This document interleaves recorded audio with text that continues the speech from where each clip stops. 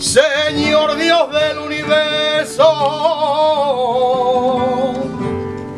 los hombres en tu memoria y en el cielo y en la tierra llenos están de tu gloria y Hosana es